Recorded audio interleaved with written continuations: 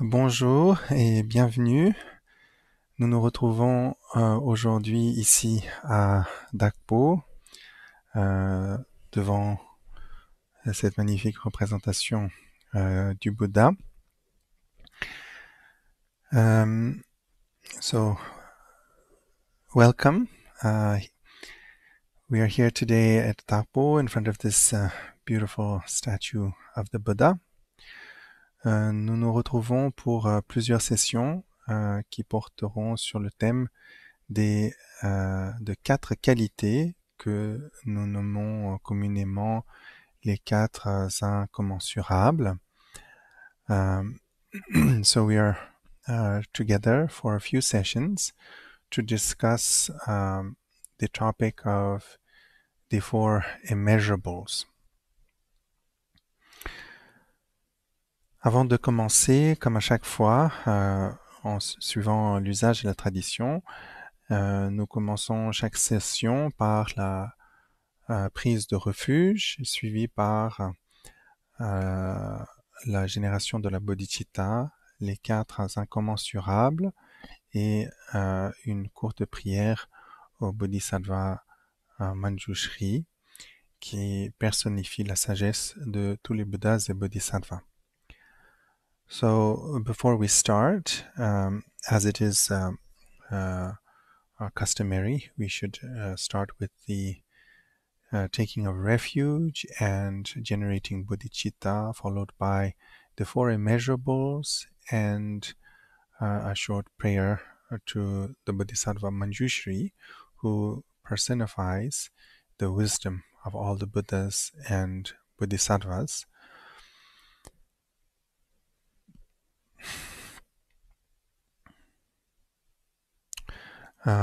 Aussi, à la fin de chaque session, nous allons également conclure par une courte prière de dédicace. And also customary, at the end of each session, we will conclude the session with a short dedication prayer. À présent, je vous prie de bien vouloir m'accompagner dans la prise de refuge et la génération de la bodhicitta. At present, please accompany me in the taking of refuge and generating a bodhicitta. Sanje chodan soje cho namla changchu pardo dane chapsu che dake jinso jibe sonam che drola penchir sanje drobar sho sanje chodan soje cho namla changchu pardo dane chapsu che dake jinso jibe sonam che drola penchir sanje drobar sho sanje chodan soje cho namla 장주 발도 다네 잡수 제 다기 진소 집에 선남지 롤라 펜지르 산제 로마쇼 샘제 담제 대와 단 대위 주단 덴버 줄지 동아르 단 동아르지 주단 자워르 줄지 동아르 메베 대와 담바 담멘자워르 줄지 니링 차단 단 철베 단념 쳔보라 네버르 줄지 샘제 담제 대와 단 대위 주단 덴버 줄지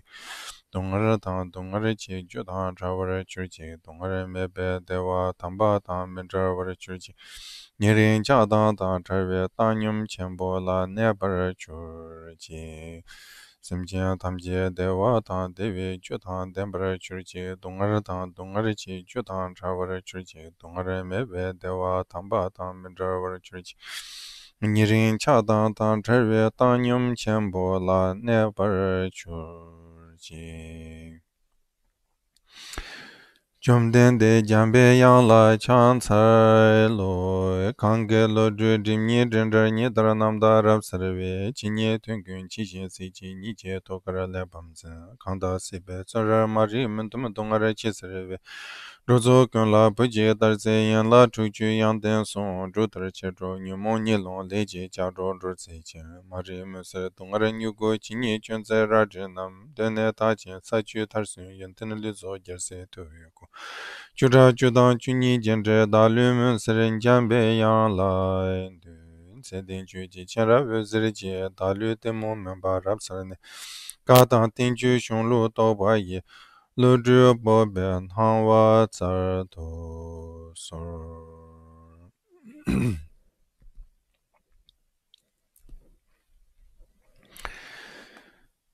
Donc, je voudrais tout d'abord vous remercier pour votre présence. Je sais à quel point la situation est difficile pour nous tous.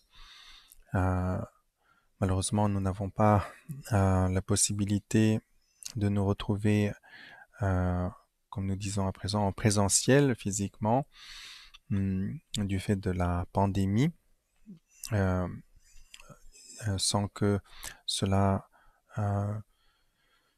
nous engage à prendre des risques considérables.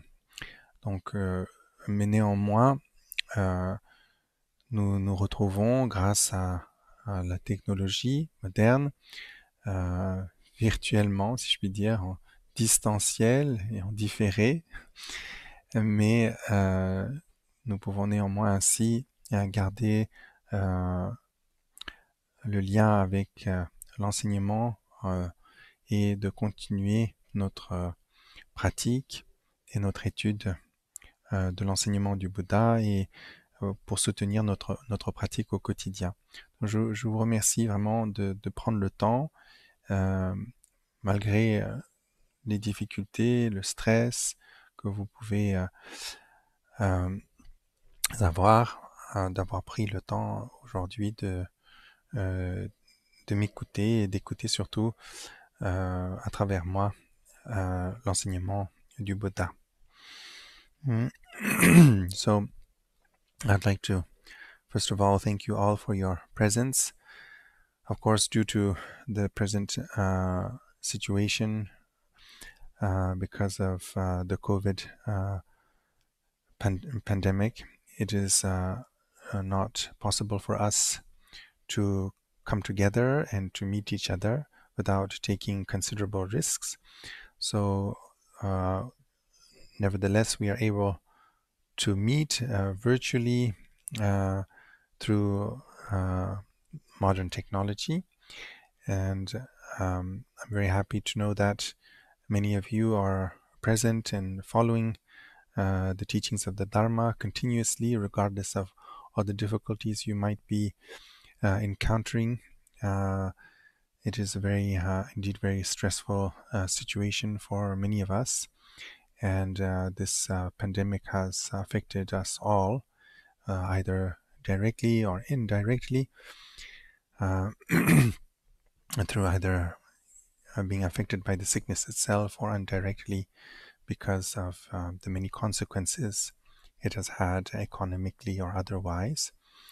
And so, regardless of all these difficulties, that you take time to study the Dharma and to continue with your practice and try to deepen your understanding of the Dharma so that you may improve your practice. Knowing that is a source of rejoicement for me, and I would like to thank you all for really taking the time and making the effort to study and practice the Dharma. Voilà, nous vivons une situation un peu particulière aujourd'hui, compte tenu de cette pandémie. De très nombreuses personnes à travers le monde sont affectées, soit directement en ayant contracté la maladie, soit indirectement par toutes les conséquences que cette maladie a sur nous.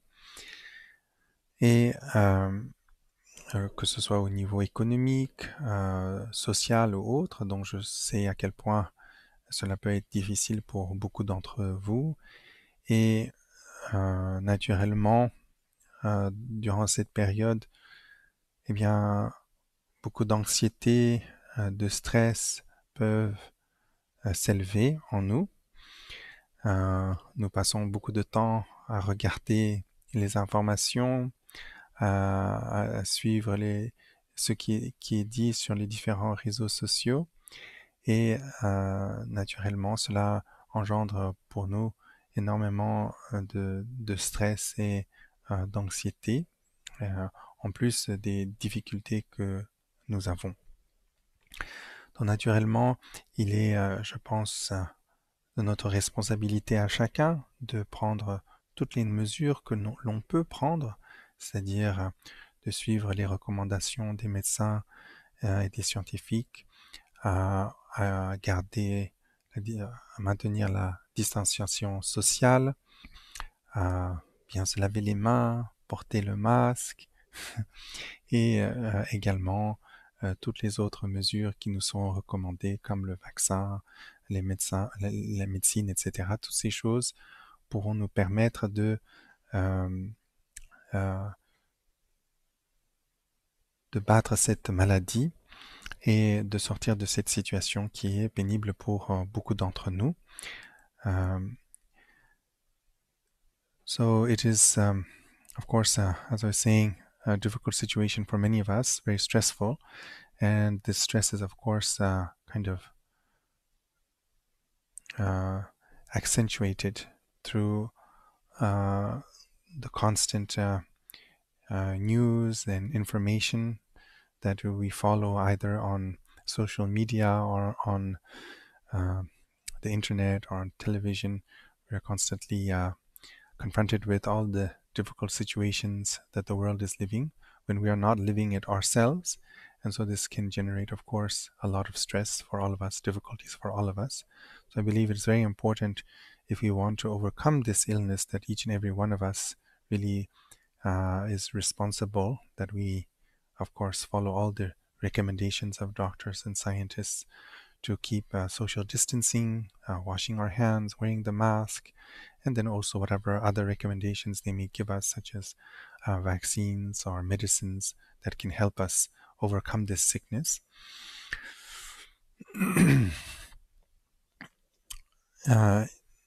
Tout ce que nous pouvons humainement faire, je crois que c'est important de le faire.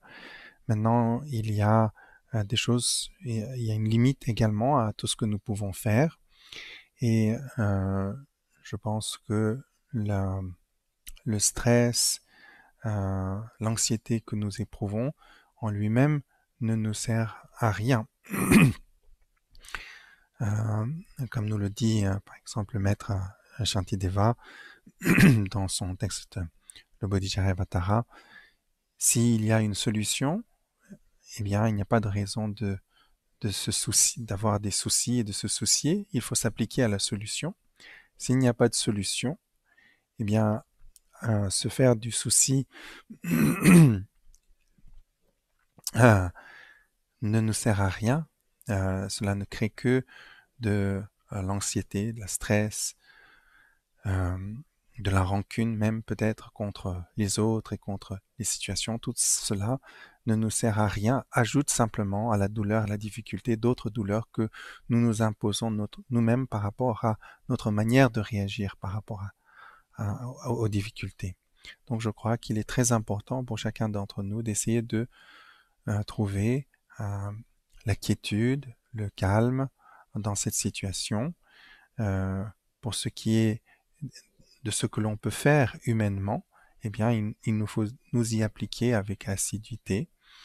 Et pour ce que l'on ne peut pas faire, et par rapport à cela, eh bien, nous nous en remettre aux trois joyaux, Bouddha, Dharma et Sangha, et essayer de mettre en application l'enseignement du Bouddha.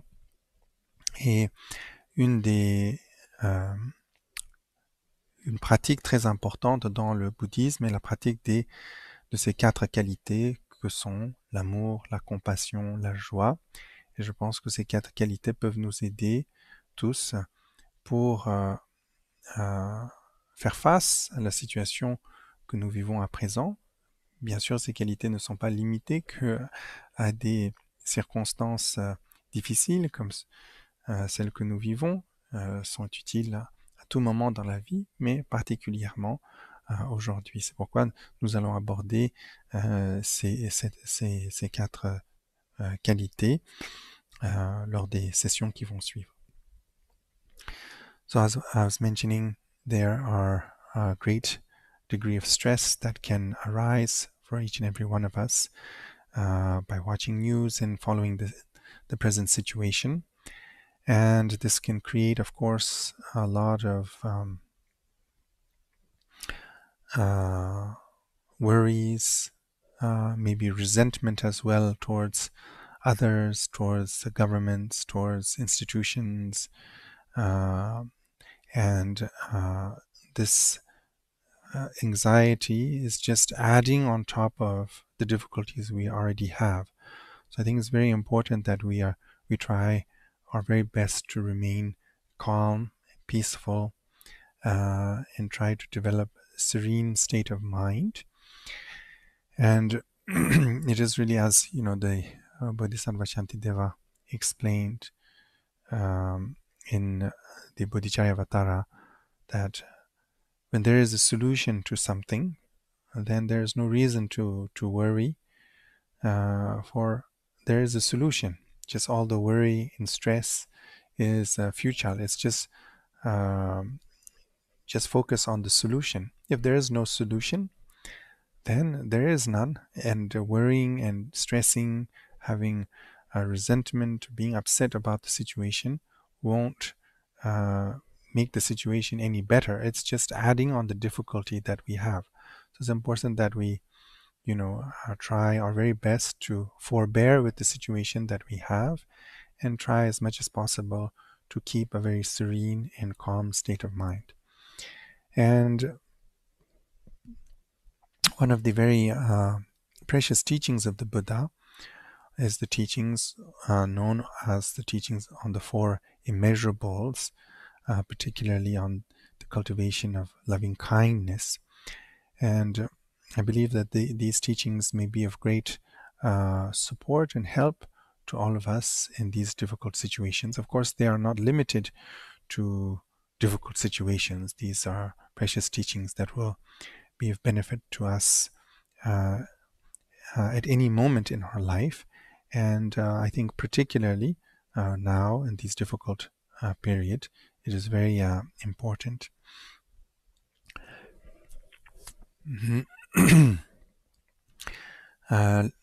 La situation actuelle aussi nous rappelle un point important dans l'enseignement du Bouddha, qui est la nature impermanente de la vie et des circonstances en général.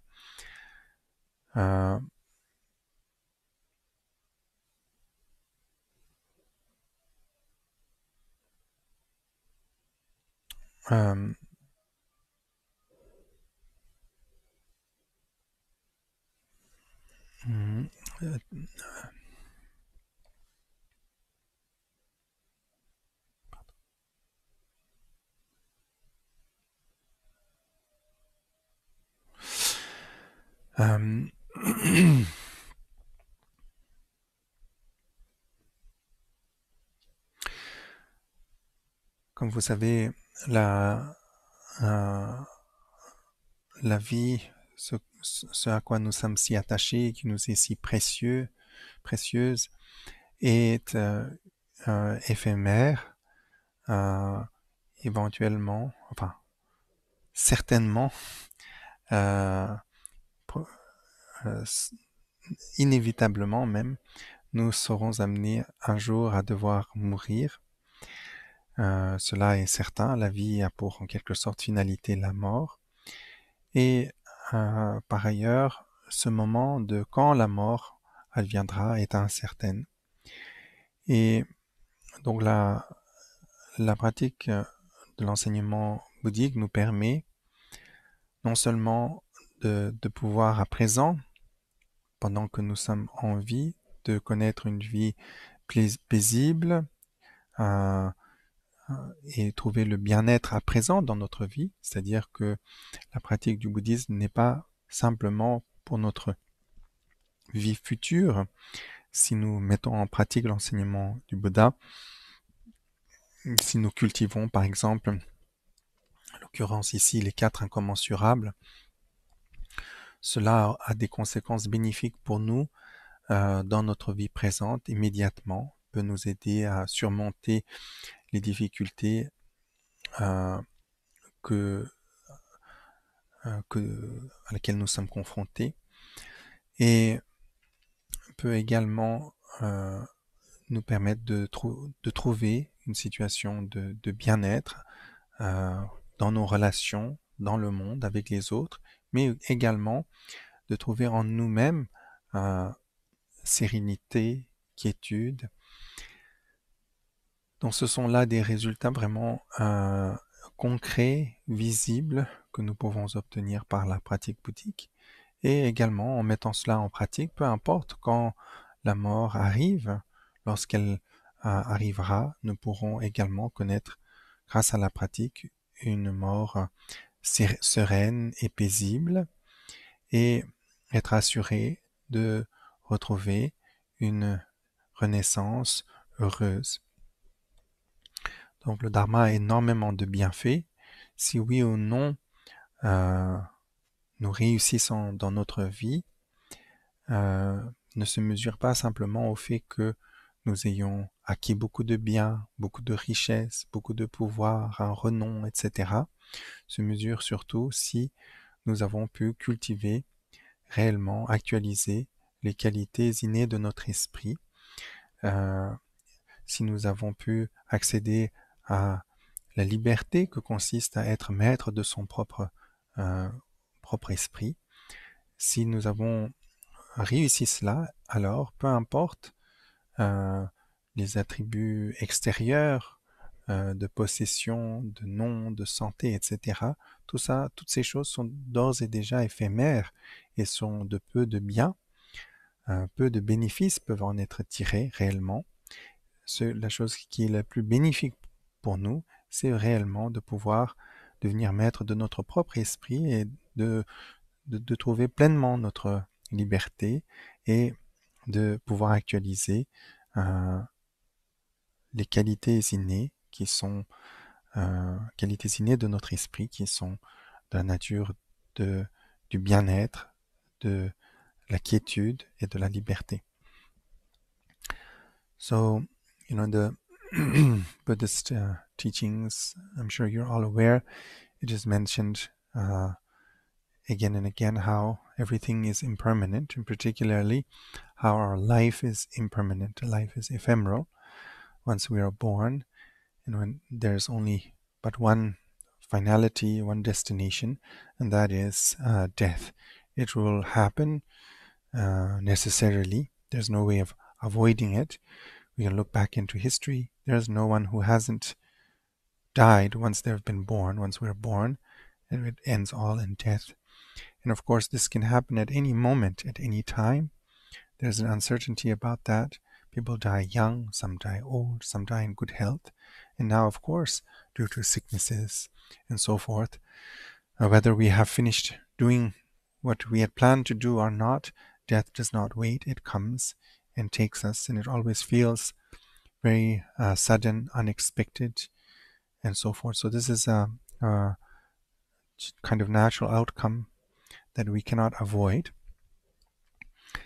And many of us are nevertheless, very focused on just this life, on obtaining wealth, renown, power, or what we may term also as the 8 worldly dharmas. This is what concerns us mainly on our everyday life. But all of these things are of little benefit. They will not bring us true well-being or true freedom. Their benefits are very pleasures, power, wealth. All these things are ephemeral things, nothing we can take with us. Many of us might think that our life was successful if we have obtained many of those things. But if we look and analyze, we may see that that is not really true success in our life. Success really depends on whether or not we have mastered our own minds, whether or not we've been able to actualize the innate qualities of our minds, and therefore find true freedom, true well-being, true peace, if I may say, And this all depends on the practice of the Dharma. And as it is said, if you practice the Dharma, it will enable you in this life to find an immediate, temporarily, say, well-being, happiness. You may be able to live in harmony with others. For example, if you put into practice the four immeasurables, you may be able to find in this life well-being and happiness. But also once the time of death arises, you may also be able to have a peaceful and happy death, from where if you are successful in your practice, you may become free of samsara altogether, and if not, at least you are assured to find happy rebirth. And so this is all, this is what we are able, what Dharma can bring us. And so we can find through the Dharma true success, finding genuine well-being, temporal well-being in this life, and also being able to find ultimate well-being. So it's very important that we prioritize the practice of Dharma.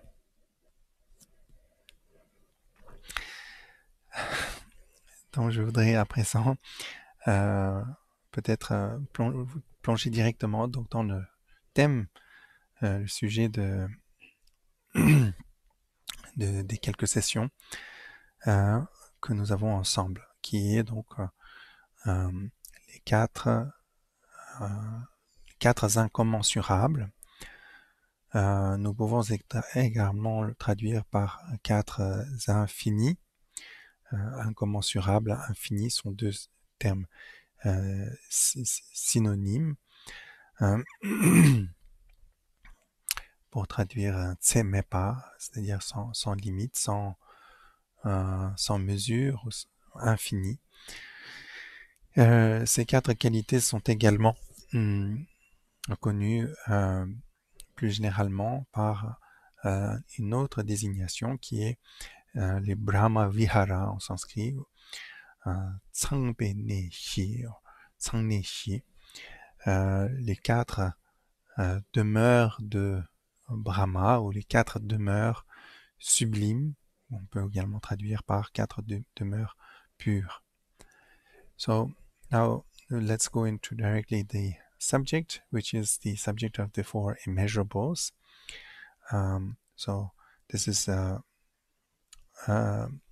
term, we can use the term immeasurable, but also it can be termed the four infinites.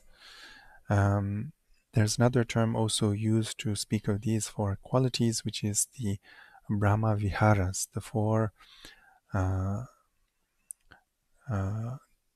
dwellings of Brahma, or the four abidings of Brahma. So they are sometimes translated also as the four divine abidings, the four pure or sublime abidings. So these are love, compassion, joy, and equanimity.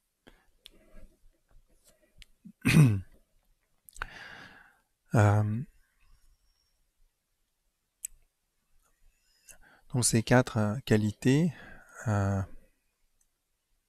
sont l'amour, la compassion, la joie et l'équanimité.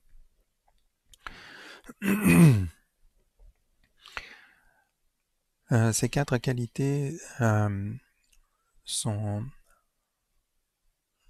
très importantes et importantes pour nous de connaître, puisque je crois que l'on peut dire que ce sont quatre qualités qui sont universellement reconnues, en quelque sorte, ne sont pas limitées simplement à l'enseignement du Bouddha. Nous voyons également dans d'autres religions, dans d'autres traditions spirituelles, l'importance accordée à ce que nous nommons l'amour, la compassion, que ce soit par exemple dans des traditions ou religions de l'Inde, comme le jaïnisme ou l'hindouisme, ou même en Occident, dans le christianisme, ou même dans l'islam ou le judaïsme. On peut retrouver des enseignements qui portent sur ces sujets, mais également en dehors de la sphère religieuse, si je puis dire, dans la sphère laïque. Euh, on peut également trouver euh, ces qualités mises en avant, ne serait-ce par exemple en France que dans la devise, hein, liberté et fraternité, égalité. Il y a un peu cette idée d'équanimité et aussi par ailleurs, on peut dire universellement reconnu, tout un chacun apprécie la qualité de bienveillance, de douceur qu'exprime l'amour. Euh, chaque famille, dans chaque famille, c'est ce qui euh, rassemble la famille, unit la famille, c'est ce qui permet la vie. Mais en dehors même des êtres humains, parmi les animaux, on voit s'exprimer également cette qualité de bonté, de bienveillance, parfois. Et, et c'est toujours quelque chose qui est source de bien-être, aussi bien pour celui qui la reçoit que pour celui qui l'exprime. So, I believe these four qualities are very important, not only in the context of Buddhist teachings, but they are somehow qualities that are universally recognized, um, that we find expressed in many spiritual traditions, whether they are the religions of India, such as Jainism, Hinduism, or others, or in the West, in Christianity, Islam, or Judaism. One finds teachings on these topics of love or compassion, and even outside of the kind of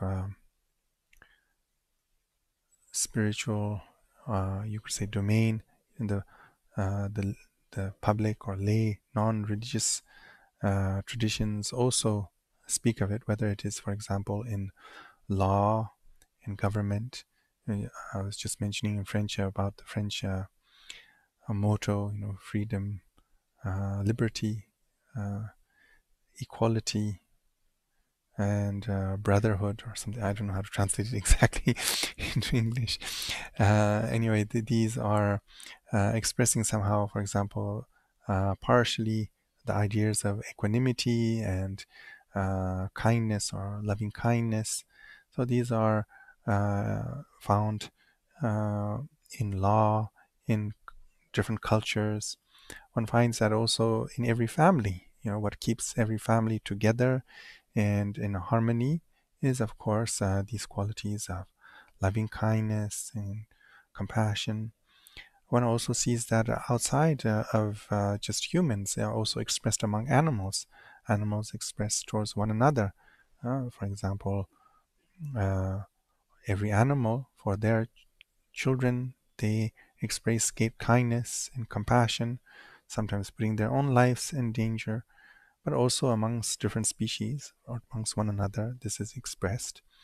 And this is always universally recognized as something that is good. Whoever expresses it and whoever receives loving kindness uh, gains benefit from it, finds well-being and happiness from it. So it's a very powerful quality. En contraste à cette qualité par exemple, d'amour, par opposition, si je puis dire, nous trouvons d'autres attitudes dont nous, les êtres humains, faisons preuve, des défauts dont nous faisons preuve au quotidien et qui sont tous euh, ancrés dans l'égoïsme. Nous éprouvons, par exemple, rancune, malveillance. Cela est à l'origine de tous les conflits, de toutes les guerres. Nous voulons plus que d'autres. nous avons une attitude de compétition, nous voulons avoir le dessus sur les autres, profiter des autres, avoir tout que pour moi. Et on a cette attitude également. Et tous ces attitudes-là sont des attitudes négatives. Euh, il n'y a aucun,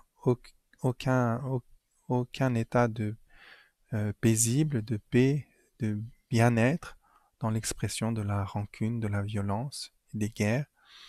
Le désir, la convoitise, tout cela exprime juste l'insatisfaction, la souffrance, et tout cela est ancré dans l'égoïsme, dans le jeu.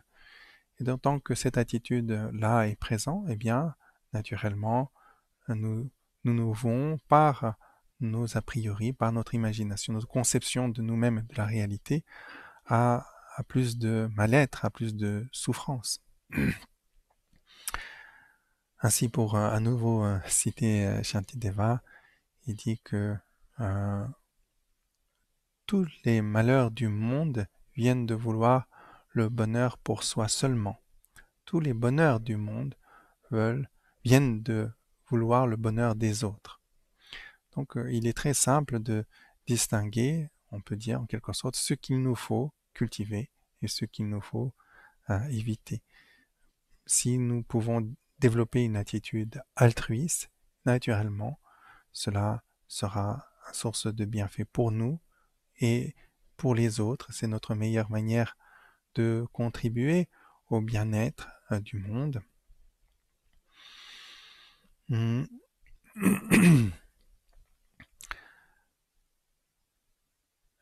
contrast to what we just said about loving kindness as being a true source of well-being, universally recognized as such, we have other attitudes as humans, but we also see that in other species, such as violent attitudes that are motivated by hatred,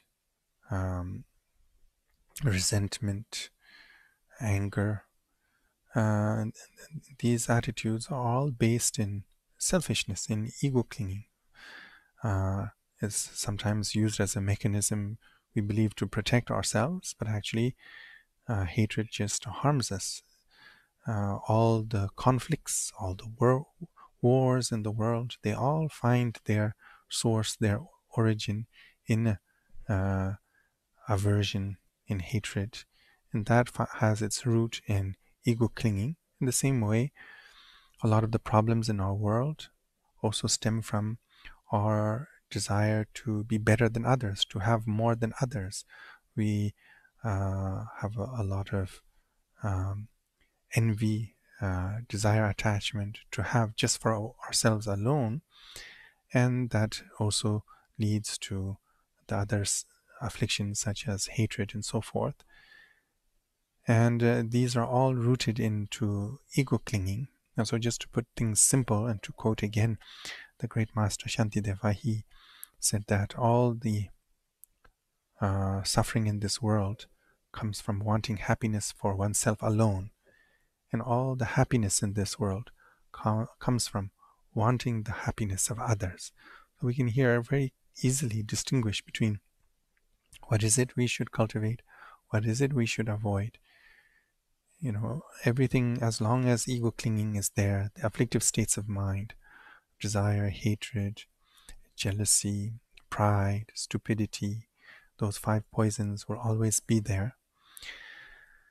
And so, as long as we cultivate these, then suffering will be determined. There's no way of escaping suffering.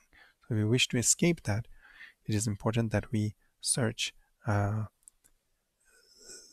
attitude, state of mind that is truly conducive to well-being, and this can be found in the quality of love.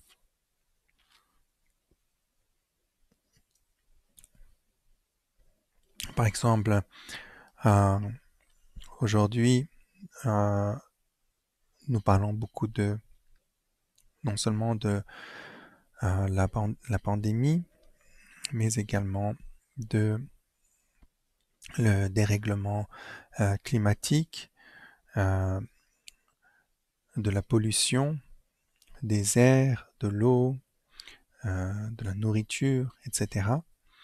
Et si nous recherchons bien l'origine de tous ces problèmes, eh bien, c'est bien dans nos afflictions, particulièrement notre désir d'avoir plus juste pour soi et notre indifférence à l'égard des autres, euh, ou même notre malveillance à l'égard des autres. Nous avons créé tant d'armes, euh, euh, euh, il existe plus, des armes suffisamment puissantes pour détruire complètement notre planète. Euh, when, et tous ces problèmes, si on regarde bien, ont pour leur source ces afflictions. Parfois, on appelle ces afflictions, il y a un terme tibétain qui dit traje, ça veut dire en somme que ces afflictions ne sont rien, c'est juste une manière de penser, juste une manière de regarder les choses. Euh, mais ils ont une puissance exponentielle, c'est-à-dire ils se traduisent dans beaucoup de souffrances, dans beaucoup de difficultés. Donc, tous les fardeaux que nous endurons aujourd'hui retrouvent leur origine dans nos afflictions. Euh, il, il ne s'agit pas de dire, voilà, quelqu'un d'autre a eu ces afflictions lui-même. Quand il a eu ces afflictions, il en a souffert. Lorsqu'il les a exprimées, il en a souffert. Et tout ce qu'il a créé à travers ces souffrances pour lui-même et pour les autres. Mais nous ne sommes pas différents de ces personnes également. Nous avons contribué également de la même manière, et cela du fait de nos propres afflictions. J'ai dit en anglais? Non, non, ok. So, yes, so this point is that, you know, sorry, yeah, we were speaking about the afflictions, and I was just underlining the point that there are many problems we're talking about today, not only of the pandemic, but also of environmental problems that we are all facing, uh, climatic changes, and pollution. But also there are, on top of all of those, many conflicts. Like, for example, of course, there are the dangers of the pandemic today. And regardless of all the dangers of the pandemic, people's afflictions, their desire, their hatred are not at all, how to say, put at bay or reduced in any way by the pandemic. Even at the risk of catching the illness, people are still going out trying to fight. Conflicts are still continuing around the world. And all of these problems, if we really look at trying to find their source, they are to be found within our own minds and within our afflictions. Of course, there might be the afflictions of other sentient beings uh, that resulted in all the problems we are facing, but we too have the exact same afflictions. One synonym for afflictions in Tibetan is chajie, which means fine with exponential kind of power. It can grow. So if we really look at the nature of these afflictions, they're nothing much. They're just a thought, a way of looking at things, erroneous way of looking at things. And yet, as we cultivate it, then the afflictive states of mind grow, and they materialize into great burdens of all these problems, all these conflicts. So all these, all the situation that we are confronted to is not to blame on others. We ourselves have these afflictive states of mind, and as long as they are there, well, these problems will continue to be. So it's very important that we try to overcome them. Bien, donc comme je vous exprimais, donc d'une part vous avez l'attitude altruiste, d'autre part vous avez une attitude égoïste. L'attitude égoïste, eh bien, exprime les afflictions et suscite les actes négatifs qui ont pour résultat la peine, la douleur, la souffrance, la perpétuation dans l'existence conditionnée, empreinte de mal-être, qui est le samsara. So, as I was saying, put simply, we can distinguish on one hand the altruistic attitude that is source of well-being, of peace, and beneficial, from another attitude which is a selfish attitude. And this selfish attitude, of course, leads to the afflictive states of mind. Ego clinging leads to the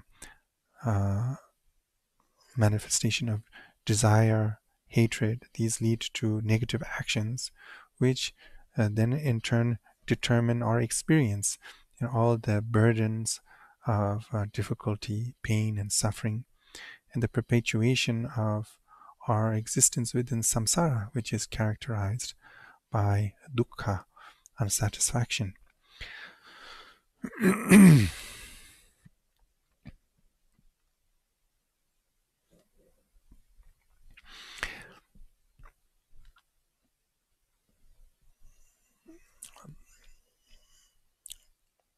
Un autre point important par rapport aux quatre incommensurables, dont non seulement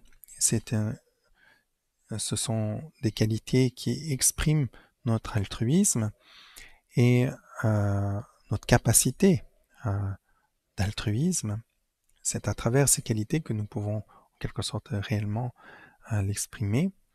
Donc ces qualités sont non seulement des qualités qui sont, comme je vous ai dit, universelles, mais ils sont très parfaitement et très expliqués de la manière la plus exhaustive et complète dans l'enseignement du Bouddha. So these four qualities, these four immeasurable qualities of love, compassion, joy, equanimity, not only are they kind of universal qualities that anyone, regardless of religion, of species, might recognize as something good because they are truly beneficial. These qualities are, of course, ways through which we can express the innate qualities of our mind and truly actualize the innate qualities of our mind and express our altruism and overcome the egotistical attitudes.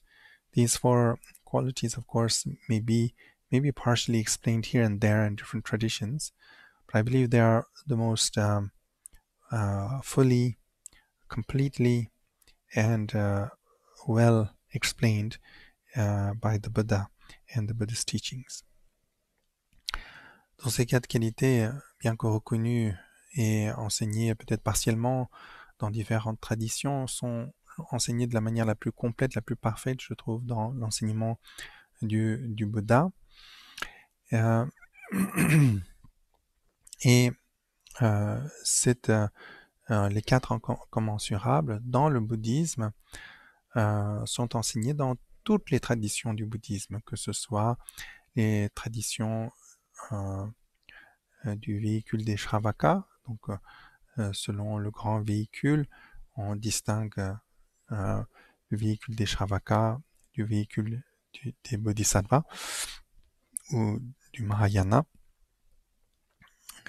Donc, on trouve ces quatre qualités incommensurables, aussi connues sous le terme des demeures sublimes, enseignées dans la tradition Pali du bouddhisme, par exemple dans les traditions Theravada.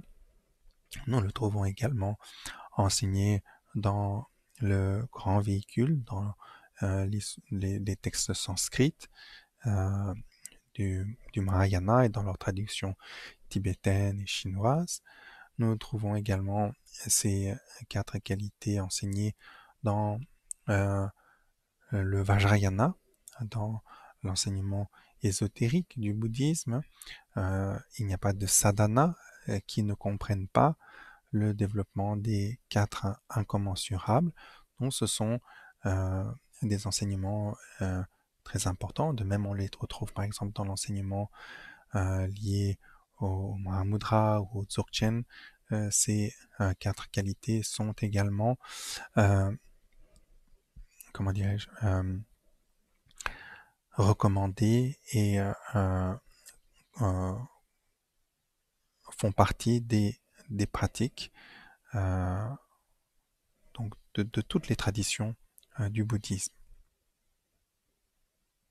So these 4 qualities, these 4 immeasurable qualities of love, compassion, joy, equanimity are found in all of the Buddhist traditions and all the different vehicles of Buddhism. According to the Mahayana teachings, we distinguish different vehicles, the Shravaka vehicle, the Bodhisattva vehicle, or the Mahayana. Within all of these teachings, one finds these 4 immeasurables recommended. For example, one finds these many teachings on this topic and the Pali tradition, for example, as well as in the Sanskrit tradition, and as well as in their Sanskrit translations in Tibetan and in Chinese. So whether it is the Shravaka or the common Buddhist path or the Mahayana path or even in the Vajrayana, we find these 4 immeasurables recommended even in the highest teachings of Mahamudra and Dzogchen. These are also present. These 4 immeasurables are therefore present in all the different traditions of Buddhism. There isn't, for example, in the Vajrayana, a sadhana that doesn't include the 4 immeasurables. They're present in every sadhana. So it's a very fundamental practice in Buddhism. Donc cette pratique est vraiment fondamentale et commune à toutes les traditions du bouddhisme. Néanmoins, il y a des présentations, des explications, des manières de pratiquer ces 4 incommensurables qui peuvent être légèrement différentes. So these 4 qualities of our course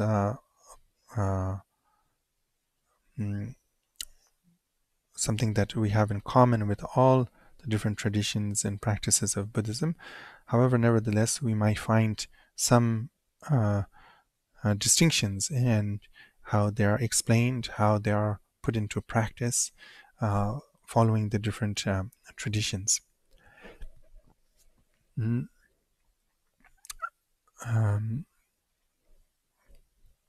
D'autre part, l'ensemble, l'intérêt de ces 4 incommensurables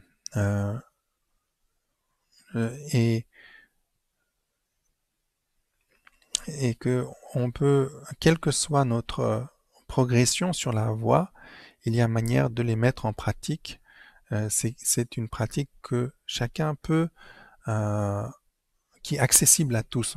C'est ça surtout l'idée, que tout un chacun peut mettre en pratique. Il n'y a pas de... évidemment, il y a différents degrés de profondeur sur ces pratiques, mais quel que soit son niveau, chacun peut le mettre en pratique. So of course, there might be differences, but one very interesting point of these practices is that no matter how advanced or not you are, even if you're a very beginner in Buddhism, you can already start to put these teachings into practice. They are very accessible at every level.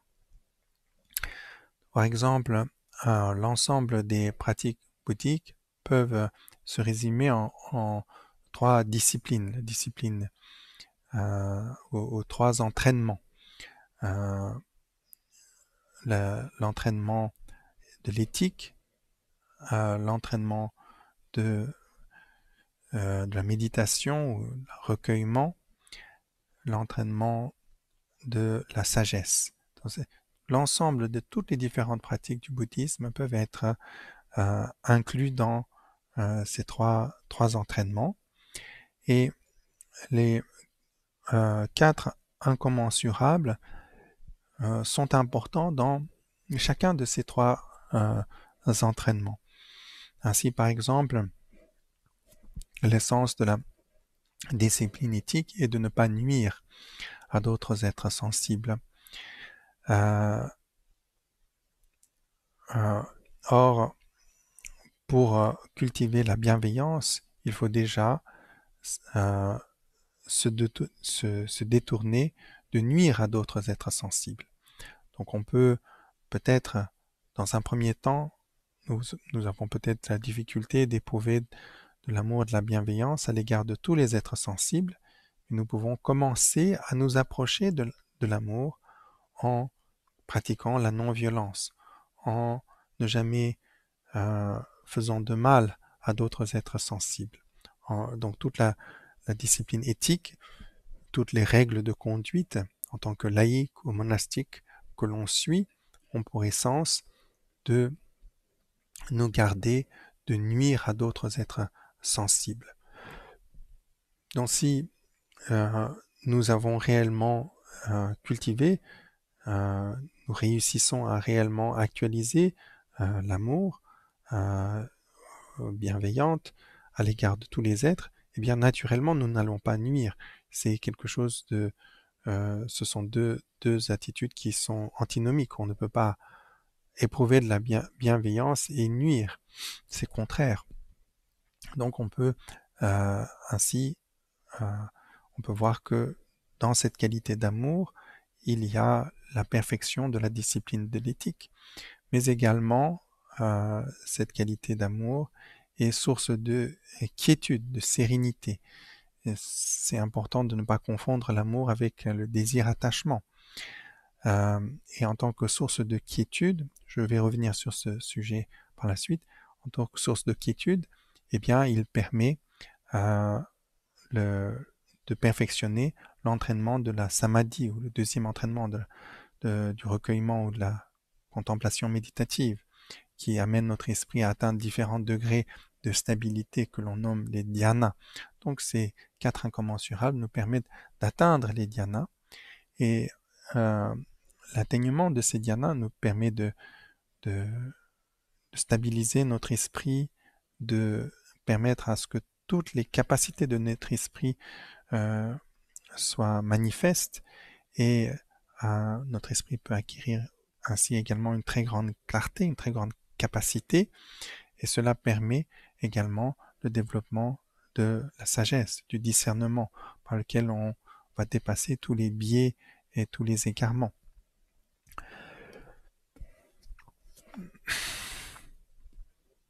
Donc ainsi, c'est une pratique très importante si nous arrivons à nous concentrer et à appliquer ces quatre qualités. Eh bien, il est certain que nous ferons des progrès dans tous les entraînements de la voie bouddhique.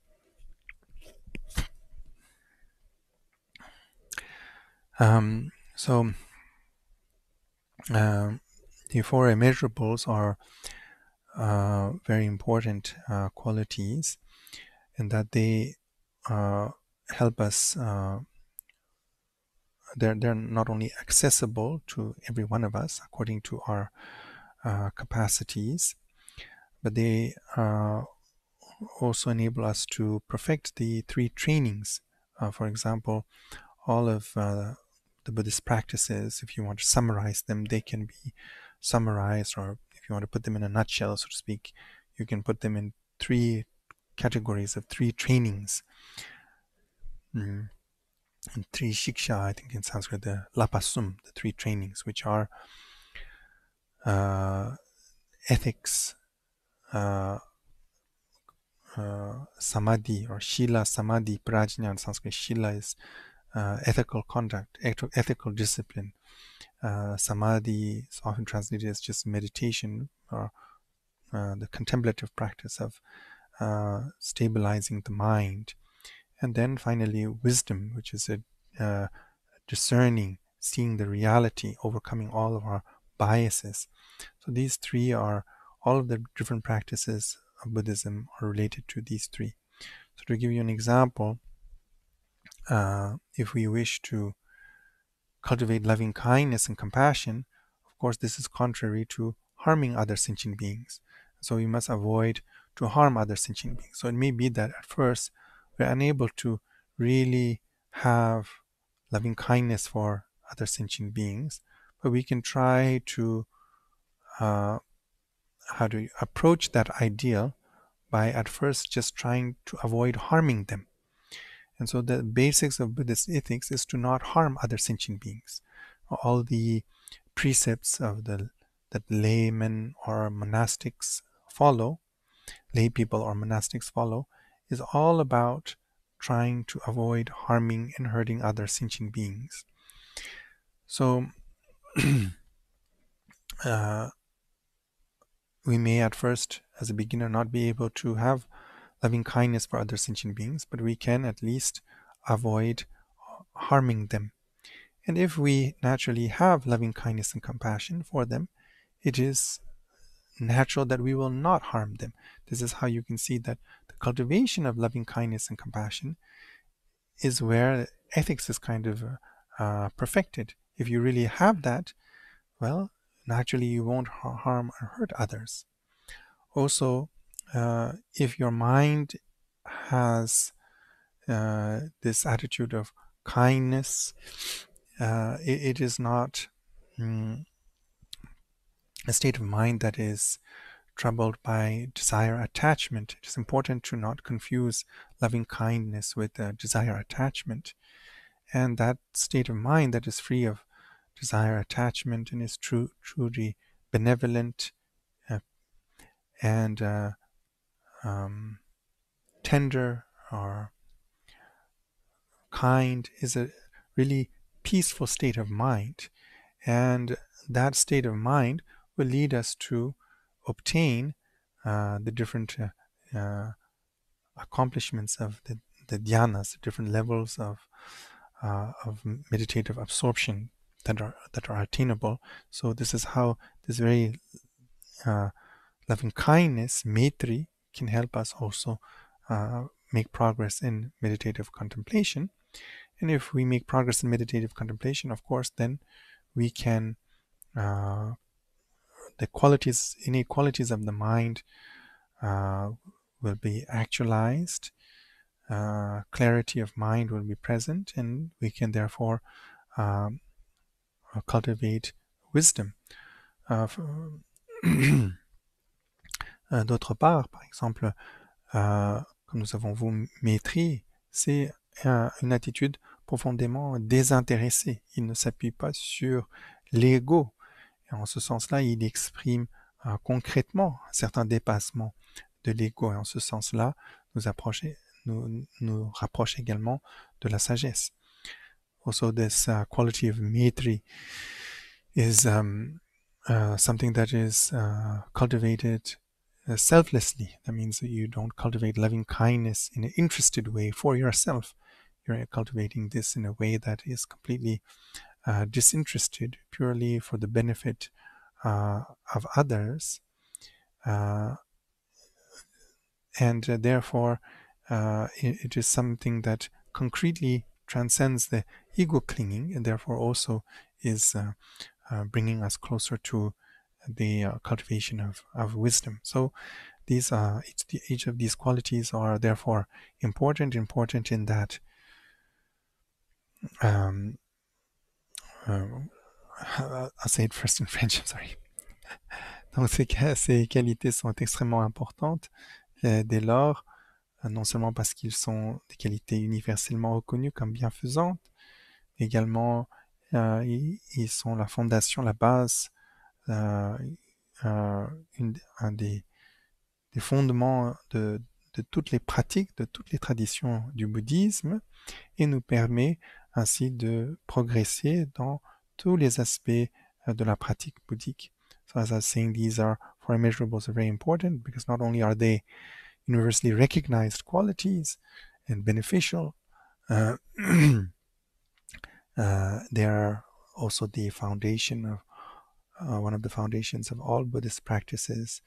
Within every tradition of Buddhism, and finally, these practices enable us to make progress in all the three trainings of Buddhism.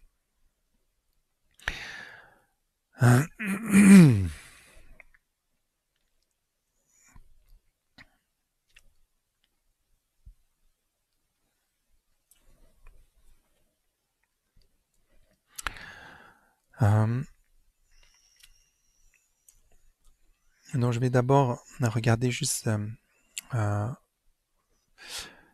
relation entre ces qualités et la contemplation méditative. So I'd like to first just briefly talk about the relation between these qualities and four immeasurables and the dhyanas, or the states of meditative absorption. So in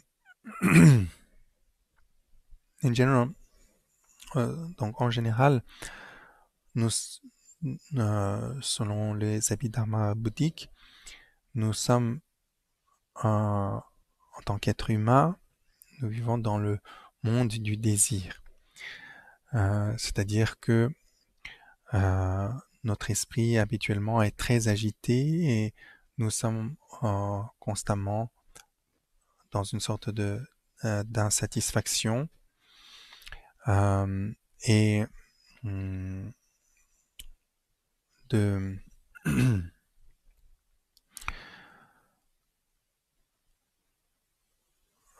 d'agitation. Enfin, on peut résumer ainsi.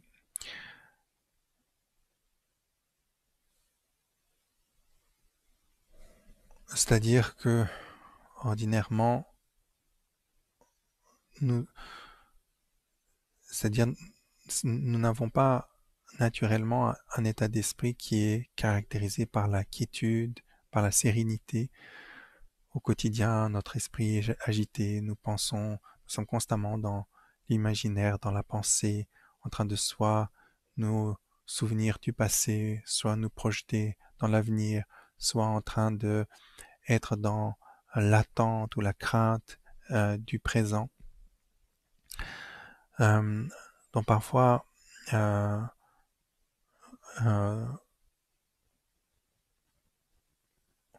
donc disons juste simplement que notre esprit dans le monde du désir est ainsi caractérisé par cette agitation. Et le bouddhisme parle également de possibilité de ne pas être dans cette agitation, de pouvoir faire l'expérience d'un état d'esprit qui est caractérisé par une très grande quiétude, une très grande félicité, un très grand bien-être. Donc, si l'on s'applique à la pratique contemplative, si l'on cultive le samadhi, tingenzin, c'est-à-dire nous essayons de permettre à notre esprit de demeurer immobile, alors avec cette immobilité vient une très très grande quiétude, vient également une très grande clarté d'esprit, et ceci est accompagné d'une félicité qui surpasse toutes les félicités des plaisirs des sens. Et on s'affranchit ainsi aussi de toutes les fardeaux des agitations mentales, de nos afflictions, même les douleurs physiques, psychiques, etc. peuvent être transcendées si on réussit à accéder à cet état de stabilité. Et donc on parle de différents degrés de stabilité, notamment des dhyanas, des rupa dhatu et des arupya dhatu. Donc ce sont là des termes sanscrits qui désignent en fait au sein même du samsara, c'est-à-dire nous n'avons pas encore nous ne sommes pas encore affranchis de l'égarement complètement, de la saisie du jeu et donc du samsara, mais néanmoins, par le simple fait de pouvoir immobiliser notre esprit, nous pouvons accéder à un degré de très haut degré de quiétude et et on peut distinguer dans ces degrés de quiétude différents degrés euh, qui vont de degrés de plus en plus subtils, où la quiétude est de plus en plus importante, de plus en plus grande, et on distingue les quiétudes euh, des Jupadato, donc on parle de 4 dhyānas qui sont simplement nommés par leurs chiffres, premier, second, troisième et quatrième, et on parle également euh, des, euh, des dhyānas, des arupya. Donc rupya, c'est parfois traduit par le monde physique et au monde des formes, et arupya est traduit par le monde sans forme ou non physique, non matériel. Euh, et ils correspondent également à euh, des, euh, des destinées possibles d'existence dans la présentation bouddhique de l'univers, et particulièrement du samsara. On parle de plans d'existence, si je puis dire, euh, qui correspondent à ces existences, et donc d'où le terme Brahma, qui veut dire, comment dirais-je, pur, puisque les êtres qui vivent dans ce, dans ce, dans ce monde qui n'est pas le monde humain, dans cet autre monde, bien que ce monde soit dans le samsara, ont un état d'esprit qui est très pur, très limpide, très doux. Ils vivent dans une très grande quiétude. Et donc, si on cultive ces qualités, euh, et si ce n'est pas associé avec la sagesse, le discernement, eh bien ces qualités peuvent nous amener à renaître dans ces mondes-là. Mais c'est aussi pour dire que si nous cultivons, par exemple, la qualité d'amour, de compassion, euh, associée à la pratique contemplative, nous pouvons faire l'expérience de ces mondes-là dans notre monde d'être humain. Nous pouvons aller par-delà toutes les agitations qui caractérisent l'état d'esprit des êtres du monde du désir. So, to so here the four immeasurables are sometimes termed also as the Brahma Viharas, or the divine abodes, after the Indian deity Brahma, who is a god who lives in one of the formless realms. So, in the Buddhist Abhidharmas, it is explained that there are 3 realms of samsara. Samsara can be divided into 3 realms. The desire realm, which we are in as human beings, we're in desire realm. And the minds of the human realms are characterized, the minds of beings in the desire realm are characterized by a great agitation. That means our mind is always, preoccupied by recalling the past, projecting onto the future, interpreting the present, being either fearful or envious, or being attached to something in the present. We're always our minds are constantly veiled in the present. And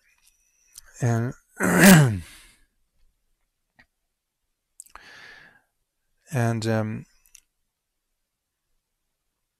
this agitation, so there's a very big, in our perception, the world we perceive in ourselves are seen as 2 very distinct things, and we are always craving for something. So Therefore, I think it is termed in that sense the desire realm. And there are other realms which are much more peaceful, much happier, but that are yet not completely free from conditioned existence, and therefore fall within samsara, which are the form and formless realm, the rupa and arupya dhatus. The form realms correspond to different the dhyanas, or the levels of attainment of mental stabilization. So the idea here mainly is that if we cultivate, for example, loving kindness and compassion, if we are not able to associate it with wisdom, um, we will be reborn in these higher realms, happier realms within samsara. But also it means that if at present we practice loving kindness in association with meditation, then we may experience the same kind of level, state of mind that is free from the agitation, that is a very calm, peaceful, stable mind, such as the minds of the beings that live in the Brahma realm. So we don't have to die to be reborn there. What they're experiencing, we can experience right now in our present life. And so, oh, pardon. Alors, donc le terme ici Brahma, évidemment désigne, comme je vous ai dit, cette divinité, mais également, étymologiquement, cela désigne ce qui est pur, ce qui est libre, mais aussi ce qui est en quelque sorte le meilleur.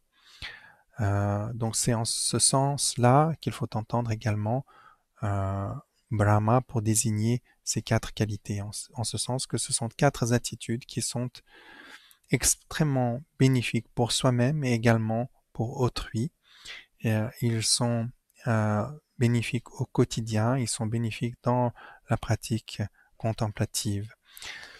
Et ils sont appelés demeures en ce sens que c'est en ces attitudes-là que notre esprit trouve réellement la paix et peut trouver un réel repos libre de toute agitation. So the term here in Brahma Vihara, the term Brahma designates what is pure, what is the best, what is beneficial. So it means that these four attitudes of loving kindness, compassion, joy, equanimity are deeply beneficial for ourselves and for others, as well as they are beneficial for our contemplative practice. And they are, sublime dwellings or abidings. The four abidings of Brahma, they are called abidings or dwellings because it is a place where if our mind can truly be at peace and truly be at rest.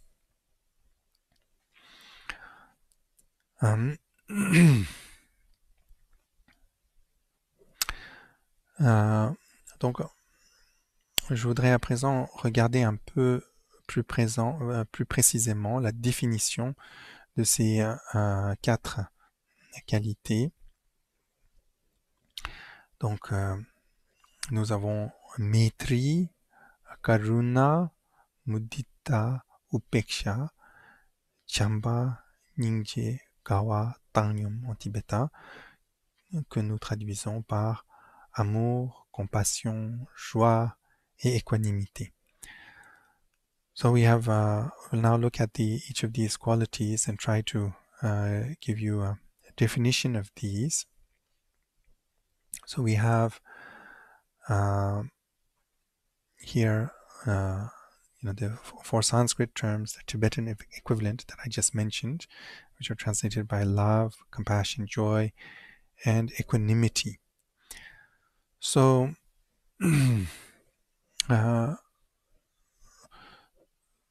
so love is, pardon, français. Alors l'amour, c'est à ne pas confondre avec l'amour au sens commun du terme. Euh, Lorsque nous disons ah, j'aime ceci, j'aime cela, je suis tombé amoureux, le terme amour peut désigner évidemment cela.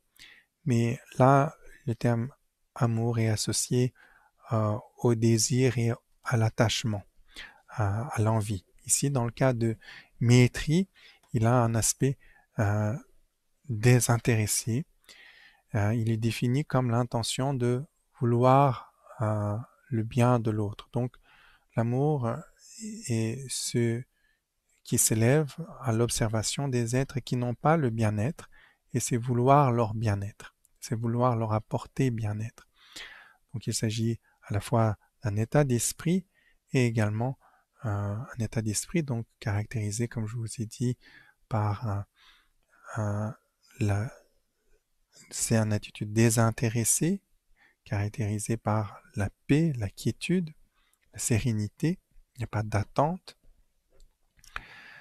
et l'aspect d'intention est de vouloir le bien, apporter le bien, vouloir apporter le bien-être à l'autre. Donc il y a un aspect de euh, bienveillance qui donne évidemment des qualités comme la générosité et autres.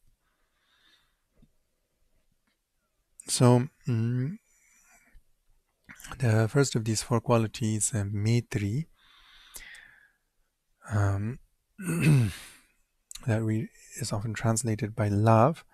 First point, it's very important here to not confuse love with the common usage of the word love, where we ordinarily confuse it with desire. You know, I fell in love, I like this, I like that. That's all expressing our attraction and our desire. And these are not precisely Maitri. In Maitri, there's of course the appreciation of others, but not in an interested way or due to attraction in particular. It is totally a disinterested state of mind, and it is characterized by a state of mind that is without expectation, without hope or fear. So it's a state of mind that is peaceful, and it is defined as an intention, the intention to bring about well-beings to others, to want the happiness of others. So one can say it observes beings that do not have happiness and wants to bring them happiness. So we could, yes.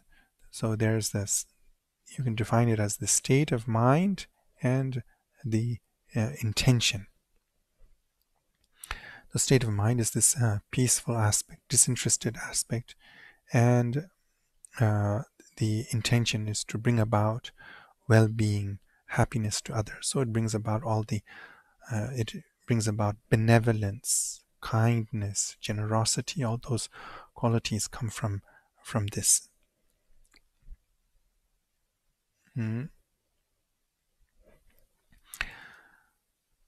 Donc je vais continuer, je vais parcourir très brièvement là juste les 4 qualités, puis nous reviendrons dessus plus précisément. I'm just going to go through the definition very briefly of these 4 qualities, and then we'll come back for a more detailed explanation on each of them.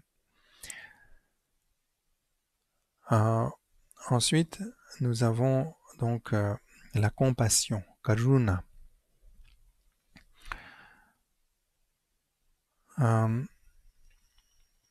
Donc la compassion observe la douleur des autres êtres sensibles et l'intention de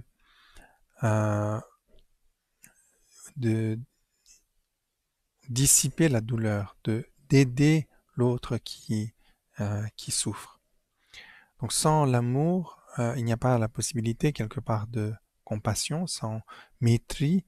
Il n'y a pas de karuna et karuna implique maîtrise.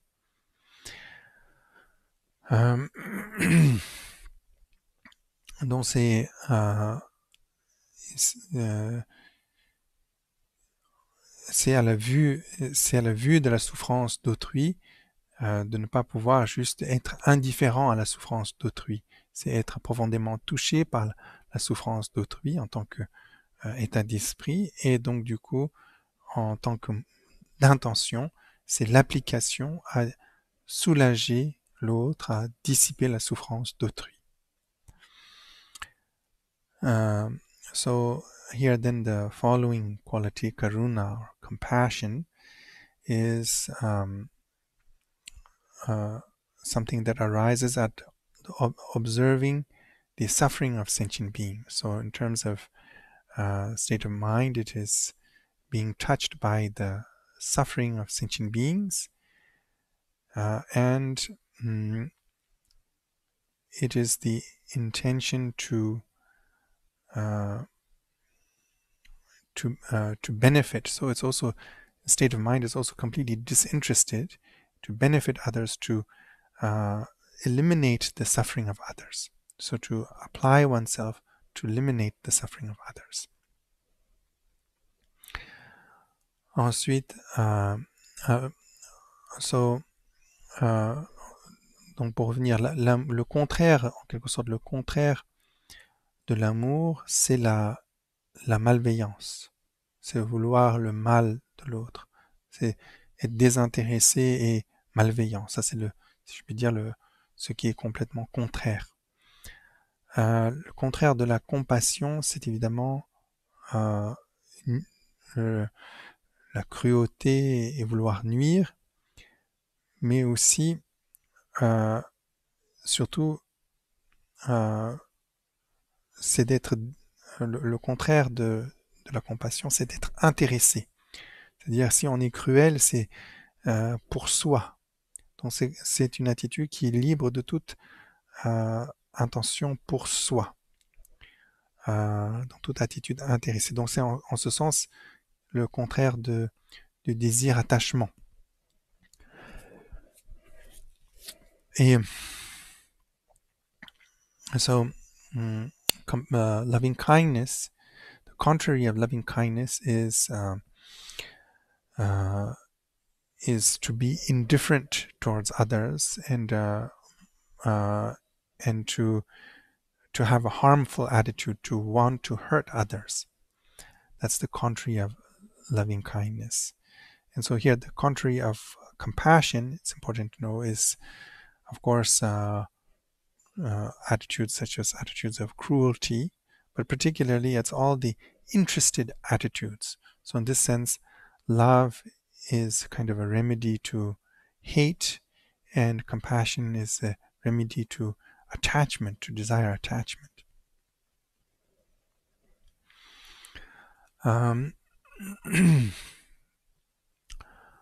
Ensuite, nous avons mudita gawa, la joie. Donc ici, la joie, c'est ce qui s'élève à la vision du bien-être de l'autre. Donc, quand on perçoit quelqu'un qui connaît le bien-être, eh bien, à la vision de son bien-être, souvent, ordinairement, on peut éprouver de la jalousie, être mécontent que l'autre soit heureux, pas moi. Donc la joie ici, c'est le contraire de cela, c'est l'opposé de cela, c'est se réjouir, se réjouir du bien-être des autres. Donc c'est, en termes d'attitude, c'est un état d'esprit qui connaît la satisfaction, le contentement, et qui est donc empreint de joie. Et en tant qu'intention, de motivation, il souhaite la perpétuité et la perfection de la joie de l'autre. So the following quality, mudita, or joy, is what arises as we see the well-being of others. So the contrary, of course, of this is what usually happens is when we see other people happier than ourselves, we feel jealous or unhappy about it. So this is the contrary of that. That means when we see others being happy because we have love for them, when we see them happy, it brings happiness to ourselves. It is a mental state of happiness, of well-being, a peaceful state of mind as well. And in terms of intention, it is wanting the continuity of the happiness. It wants the happiness that the other is having to be continuous and to be perfected, to be even better, and to be everlasting.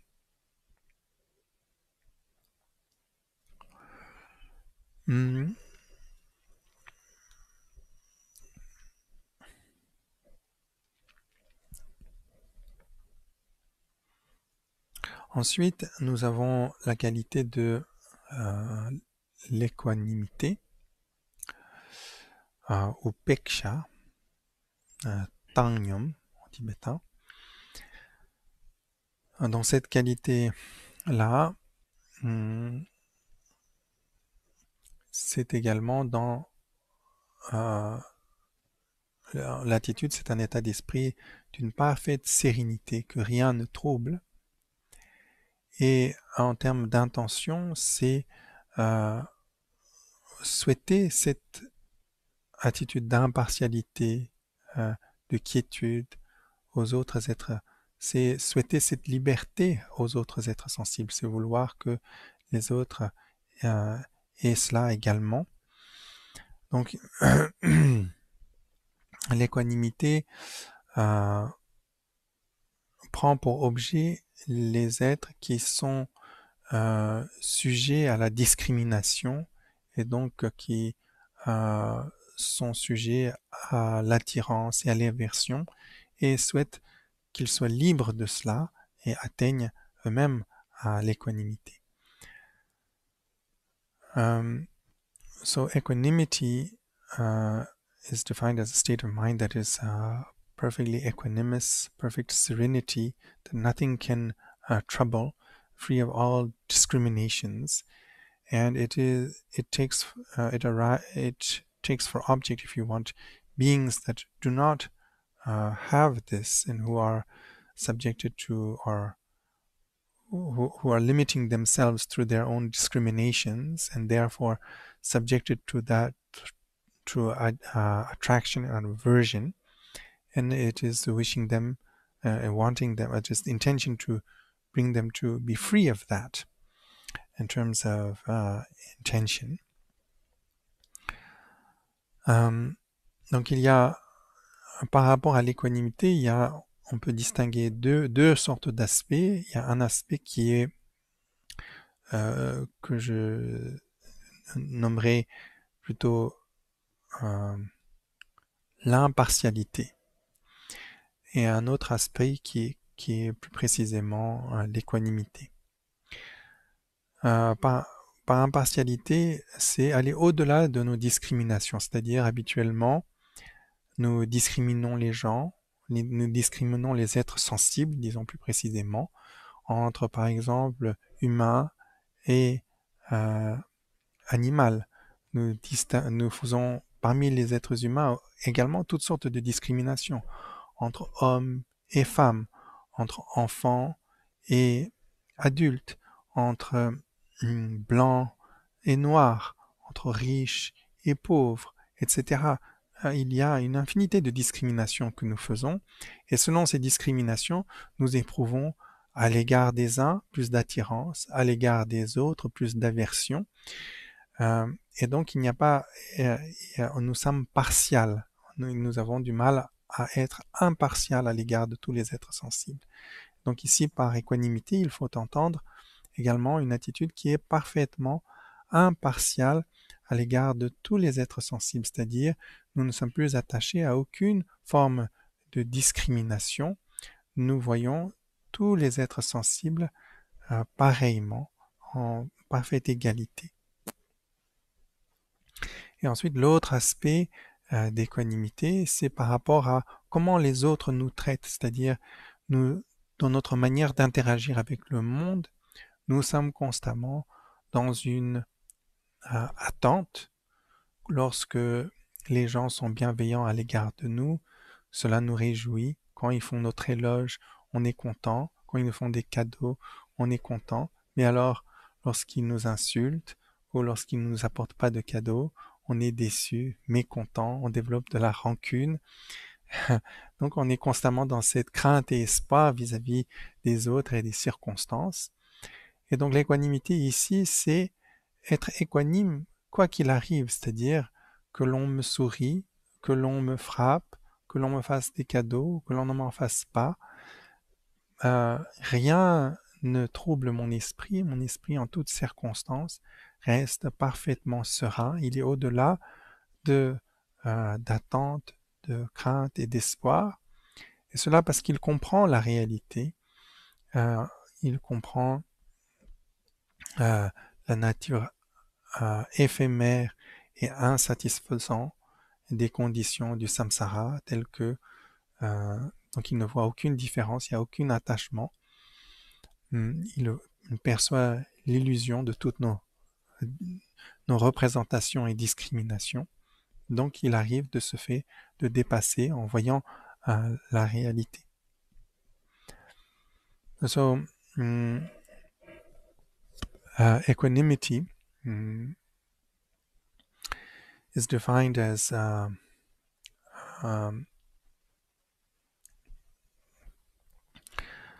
a state of mind that is perfectly peaceful, that is that nothing can agitate, that nothing can trouble, perfectly equanimous. There's no state of mind that is free from attachment and aversion, and relatively, if we are to follow the kind of attribute to it intention, motivation, it is to establish others who are themselves caught up in discrimination and attachment or aversion to be free of that, to be able to have access to this freedom and well-being of equanimity.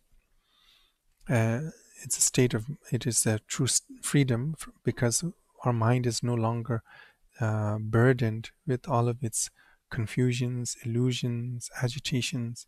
So it is wanting that for others. And so here, with regards to equanimity, there's two kind of aspects to it. One, which we might term more precisely as impartiality, or usually we are quite partial to other beings in that we discriminate them. We discriminate humans from animals, and among animals, we like the cute ones and the ugly ones that look like crocodiles. We don't like them, or insects. And the same goes with humans. Some of them are attractive to us, so we like them. Some of them are not. But there's a countless number of discriminations we make between men and women, old and young, rich and poor, weak and powerful, black and white, on the basis of gender, social status, and what have you, of culture, of languages, of even hair color, eye colors, every type of discrimination exists. And because of this, then we develop preferences for some, and therefore we are partial. And here equanimity is about overcoming all that partiality. That means here we make no distinctions between humans and animals. There are no distinctions in our mind, no preferences in our mind between kith and kin, no preferences between enemy, foe, or friend. All of those kind of partial attitudes are completely disappeared. Every single sentient being, without exception, is seen with loving kindness. So that's the application of equanimity. And another aspect of equanimity is also about how we relate to others, how they treat us. When people smile to us, we are happy. When people frown upon us, we are upset. When they praise us, we're happy. When they insult us, we're upset. And so if they give us presents, we're happy. If they hit us, we're upset. And so here is making no kind of preferences towards that. No matter what happens to us, no matter how people treat us, to always remain perfectly uh, equanimous, perfectly serene, perfectly at peace. So here, this is what is to be understood with uh, uh, upeksha, equanimity. Mm. Maintenant, nous pouvons regarder aussi, pour un peu mieux préciser par rapport à ces 4 qualités, nous distinguons aussi des aspects, si je puis dire, quand on cultive ces qualités, c'est un peu comme cultiver, il faut trouver un équilibre, je puis dire. Il y a des formes excessives de ces 4 qualités. Par exemple, la bienveillance, l'amour, si elle devient attachement, attirance, attachement, désir, c'est la forme excessive. Donc on n'a pas réussi à cultiver maîtrise, on est tombé dans le désir et il y a l'attitude intéressée qui devient manifeste. Pour la compassion, l'aspect excessif, c'est la peine, c'est-à-dire la douleur de l'autre nous fait éprouver une telle peine, une telle souffrance à le voir que l'on ne peut plus agir. On a peur de cette souffrance, on se détourne, on ne veut pas la voir et on ne veut rien faire. C'est l'aspect de la peine que l'on peut voir, qu'il peut y avoir dans la compassion. Par rapport à la joie, il s'agit de la joie excessive, exubérante, où on s'agite et on saute. Par exemple, quand votre, euh, votre équipe de football a gagné, par exemple. C'est la joie excessive. Donc la joie ici, c'est euh, juste une joie mentale qui ne tombe pas dans cet excès. Ensuite, il y a un extrême de l'équanimité, c'est l'indifférence.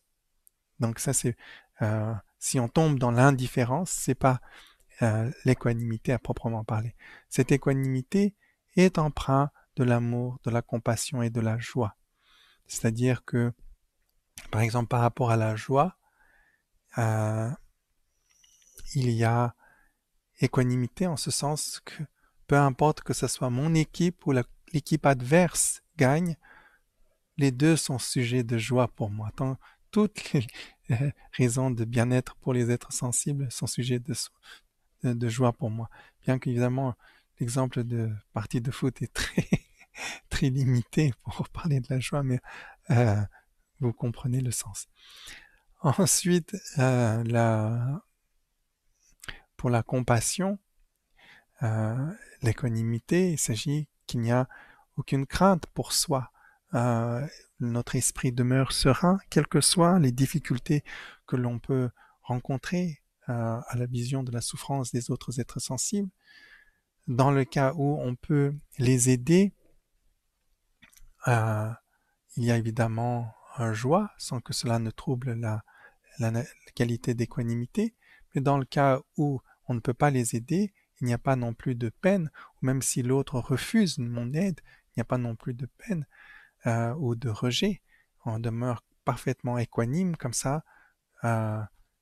Si je puis dire, la porte est toujours ouverte lorsque les circonstances sont présentes pour pouvoir aider. On ne se ferme jamais d'aider les autres, quoi qu'il arrive.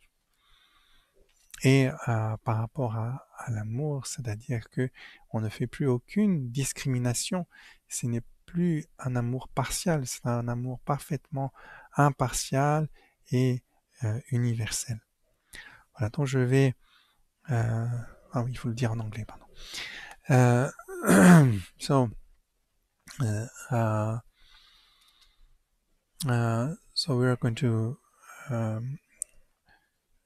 yes, so there are also, pointing out to these qualities, there are also four kind of extremes to these qualities. If you fall into, then you haven't developed these qualities perfectly. It's a little bit like a balance you need to find. So, for example, with loving kindness, it is,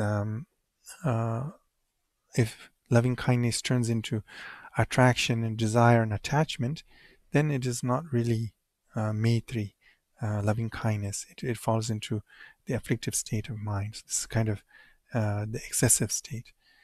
And then the excess of kind of compassion is that when that compassion leads to sorrow, pain to such an extent that one is then unable to face other beings' difficulty. One doesn't want to, one fears it, one doesn't want to do anything for them anymore, for example. So it is that aspect of pain or agitation that seeing the suffering of others can bring about. If one falls into that, it's not. Then the following quality of joy, the excess is kind of when, let's imagine that it's this exuberant excitement, such as we find when your football team wins, for example, and you get all excited, start screaming, yelling. That's exuberant excitement. So if it falls into that excitement, then it's not the joy. Joy is a peaceful state of mind. And so also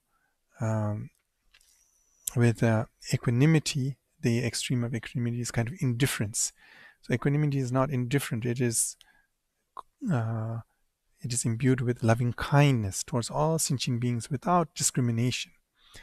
And also, each of these qualities has, for example, you find equanimity and joy. You don't make distinctions between my team or their team. Whoever is happy is a source of joy. There's equanimity and compassion, for there is no kind of hope or fear for ourselves. And in the same way, there's equanimity and loving kindness. It's universal, no discrimination towards any sentient beings. Nous pouvons également, par exemple, comme nous retrouvons l'équanimité associée avec l'amour, il est également associé avec la compassion et la joie.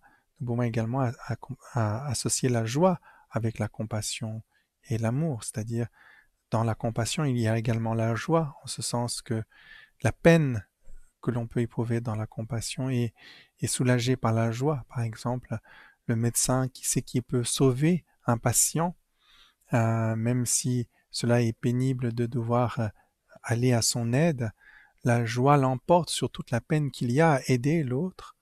Donc il y a beaucoup de joie également dans la compassion. The same way that equanimity is present in other qualities, we can find also joy in other qualities, like, for example, joy in compassion. One might think that as a doctor, if you see someone who is ill, that going out to help him is something that is difficult, that implies hardship. But when you know that you can help them, there is such joy in knowing that you can make a difference, and then you can free them from their suffering. So that joy overtakes all hardship there may be in compassion. And there's joy, of course. Il y a la joie également dans l'amour.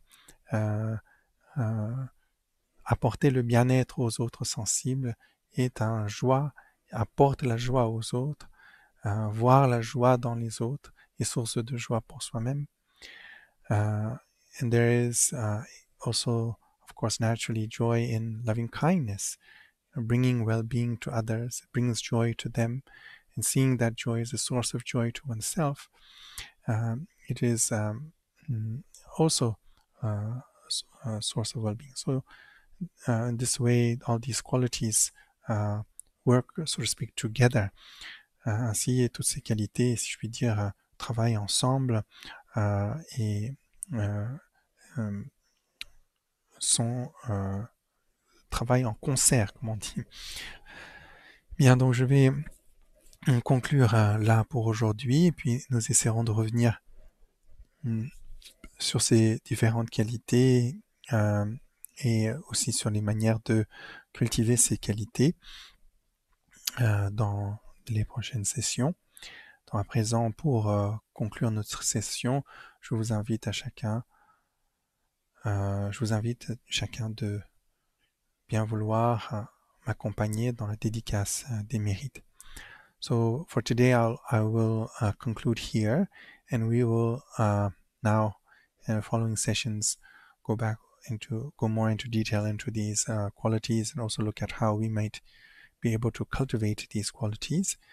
But before our next session, to conclude our today's session, I would like to invite you all to join me in dedicating the merit of our study of these 4 great qualities. Sonamdi tamje zibanye toni nyebe dranam pamje ni jega na jeba chuba yisibe solen rowan rowarisho.